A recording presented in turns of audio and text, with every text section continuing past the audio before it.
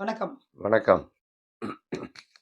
ஒவ்வொரு கோவிலுமே கும்பிடுவதற்கு ஒரு சில வழிமுறைகள்லாம் உண்டு. இப்ப திருச்செந்தூர் முருகன் கோவில் போனா, நம்ம ப்ராப்பரா எப்படி அத வணங்குனா நமக்கு 100 விழுக்காடு பலன் கிடைக்கும்?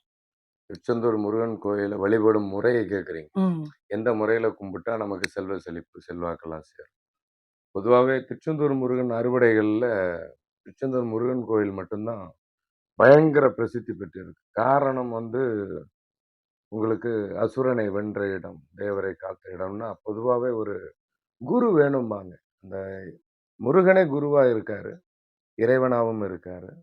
18 சித்தர்களில் முதல்வனா இருக்கிறாரு. இந்த பூமியின் நாயகன். எல்லா பக்கமும் சுனாமி மத்த பிரச்சனைகள் வந்தாலும், அந்த கடல் அலை பாதிப்பு இன்னைக்கு உள்ள வரைக்கும் போகுது. ஆனா அப்பேற்பட்ட திருச்செந்தூர்ல தான் இன்னைக்கு ஜெல்லி பாதிப்பு அப்படின்னு சொல்லி ஒரு பிரச்சனை போயிட்டு.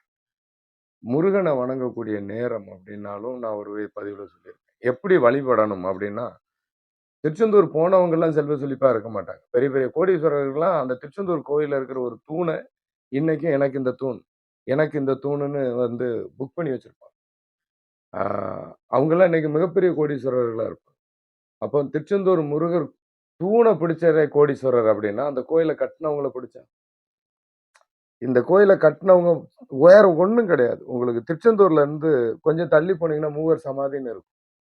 பத்தாக்குறைக்கு அத கட்டியது ஒரு 5 பேர். 5 பேருடைய சமாதி அந்த திருச்செந்தூர் கோயில சுத்தி இருக்கு. திருச்செந்தூர் பக்கத்திலேயே ஒரு மூவர் சமாதின்னு இருக்கும். மௌன சித்தர். இந்த மாரி ஒரு 3 சித்தர் அதுல வச்சிருப்பாங்க. அங்கிருந்து கொஞ்சம் தள்ளி நாராயணன் இருக்கும். பெருமாள் ஐயா வைகுண்ட நாராயணர் கோயில் இருக்கும். முருகன் அனுமதி இல்லாம எந்த கோயிலும் வராது. திருச்செந்தூர்லேருந்து ஒரு 500 அடி மீட்டர் 500 அடியில இருக்கும். அந்த கடற்கரையிலேயே இருக்கும். ஐயா கோயில். பெருமாள் கோயில். பொதுவாவே ஜாதகத்துல 12ஆம் வீட்ல சுக்கிரன் உச்சம். சுக்கிரன்னா குழந்தையும் சொல்லலாம். சுக்கிரன் நம்ம குழந்தைக்கு அதிபதியும் சுக்கிரன் பார்வை இருந்தா குழந்தை உண்டாயிடும். அதே மாரி சுக்கிரன்னா கன்னி பெண்ணு. கன்னி பெண் இல்லன்னா குழந்தை இல்லன்னு அர்த்தம். அதே மாரி சுக்கிரன்னா உங்களுக்கு மகாலட்சுமி. அல்ல அல்ல குறையாத மகாலட்சுமி உங்களுக்கு வரம் தரணும்னா யாருகிட்ட நீங்க முதல்ல வரம் வாங்கணும்? பெருமாள்ட்ட வாங்கணும். அப்ப நீங்க முதல்ல அந்த கோயில கட்டுன சித்தர்கள் மூவர் சமாதின்னு ஒண்ணு இருக்கும். மொத்தம் 5 பேரு. அந்த டோல்கேட் கிட்ட ஒண்ணு இருக்கு. இன்னும் கொஞ்சம் தள்ளி கொஞ்சம் இருக்கு. இந்த குருமார்களை முதல்ல அந்த கோயிலை முதல்ல இறைவன் குடுப்பான் இல்லையா? இந்த கோயில அவங்க கட்டுனாங்கங்கிறத விட, இந்த கோயில அவன் கட்ட வச்சாங்கிறது தான் உண்மை. அப்போ முருகர் யாரால் இந்த இடத்துல எழுந்தருளியதுக்கு காரணம் அப்படின்னா, ஒரு ஐவரால். அந்த ஐவர்ல மூவர் சித்தர் இன்னைக்கு வரைக்கும் எத்தன பேத்துக்கு தெரியும்னு தெரியாது. இந்த மூவர் சமாதின்னு சொல்லி அந்த நம்ம நாழிக்கிணறு குளிக்கிற கிணற தாண்டி கொஞ்சம் தள்ளி இருக்கு அது. அதுக்குன்னு கோட்டை சுவர் போட்டு மௌனமா அமைதியா இருக்கிற அது கொஞ்சம் பள்ளமா கிடக்கு. அத கூட எடுத்து மேல கொண்டுட்டு வரல. ஏன்னா சித்தர்கள் இடம் அப்படிங்கும்போது அத கூட சமாதியாக்கி கொஞ்சம் மேல கொண்டு வரலாம். அத மட்டும் இன்னும் பள்ளமா வச்சிருக்காங்க. இன்னும் அது அப்படியே கிடக்கு. அது பழைய மாதிரி. அப்போ உங்களுக்கு சித்தர்களை வழிபட்டு அதுக்கப்புறம் பெருமாள வணங்கும்போது பக்கத்திலே பெருமாள் இருப்பார். அத வணங்கி நீங்க முருகர் இருக்கு அந்த திருச்செந்தூர் கடல்ல போய் நீங்க குளிச்சுட்டு, அதுக்கப்புறம் நீங்க முருகன வணங்குனீங்கன்னா, அப்போ உங்களுக்கு திருச்செந்தூர் கடலுங்கிறது மகாலட்சுமி.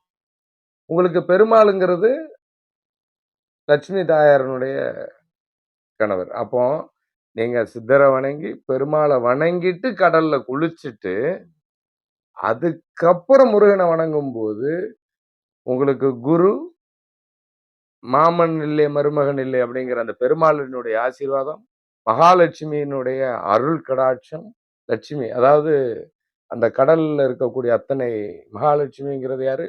பெருங்கடல்ல இருக்க உப்பு.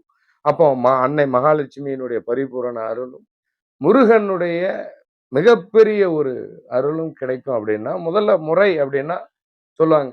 குரு பார்க்க கோடி நன்மை. அப்போ அந்த கோயில உருவாக்குன குருமார்களுடைய ஸ்தலம் அதுல இருக்கு. அப்ப அந்த குருவுக்கு அப்புறம் எம்பெருமான் நாராயணன் ஸ்தலம் அதுல இருக்கு. அத வணங்கி திருச்செந்தூர் கடல்ல குளிச்சுட்டு முருகன அப்பவும் நம்ம உடம்புல இருக்கிற அணுக்கள் இயங்குற நேரம் காலையில 4 டூ 6.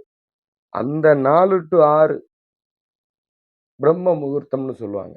இந்த பிரம்ம முகூர்த்தத்துல கோயில்ல காலையில 4 மணியிலிருந்து ஒரு 5 மணிக்குள்ள அந்த இறைவனை வழிபட்டு ஒரு 1 ஹவர் 1/2 மணி நேரம் கடல்ல குளிச்சுட்டு, அதிகாலை பூஜையை முருகனை தரிசிப்பது வாழ்க்கையில மிகப்பெரிய வெற்றியும், யோகத்தையும் தரும். அதுவும் 4:30க்கு பூஜைன்னு எல்லா கோயில்லயும் நடக்கும். அந்த காலையில 4:30 முதல் பூஜைங்கிறது பள்ளி அறையில இருந்து கொண்டு வந்து முதல் பூஜை நடக்கும் எல்லா கோயில்கள்லயும் பொதுவா. அப்போ நம் உடலும் எழுந்தருளும் நேரம், அணுக்களும் இயங்குற நேரம், இந்த பகல்ல சூரியனும் கடல்ல இருந்து எழுந்தருள்றதுக்கு முன்னாடி அந்த கடல்ல இருக்கக்கூடிய நேரம்.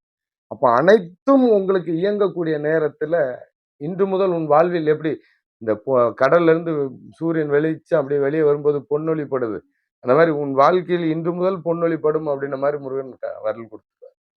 அப்போ அந்த இடத்துல ராஜா அவருதான். முக்கடலின் சங்கமம், 3 நாளே குரு. ஒரு கடலின் ஆதிபத்தியம் அல்ல. முக்கடலுக்கும் நாயகன் முருகன். முக்கடலுக்கும் நாயகன் முருகன். முக்கடலையும் சங்கமித்து ஆள்வது முருகன். அதுவும் திருச்செந்தூர் முருகன். அதனால தான் இன்னைக்கு அவருக்கு இவ்வளவு பெரிய பிரசித்தி. முறையா அவரு எழுந்தருளு அதாவது அவர் கட்டுமான பணிக்கு அவரு நியமித்த குருமார்களை வணங்கி, நம்மலாம் அவங்களுக்கு யாருன்னே தெரியாது. அவங்கள வணங்கி, அதுக்கப்புறம் எம்பெருமாள் நாராயணன் வணங்கி, மகாலட்சுமியிடம் முழுசா குளிச்சு, முருகனை வணங்கி ஆசி பெறும்போது வாழ்வில்